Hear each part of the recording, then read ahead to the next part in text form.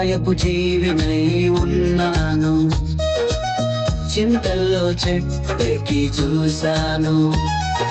దిగి వచ్చి చేరాను యేసు చెంత, చేర్చుకున్నాను నేను నా ఇంట. దిగి వచ్చి చేరాను యేసు చెంత, చేర్చుకున్నాను నేను నా ఇంట. యెరికోలో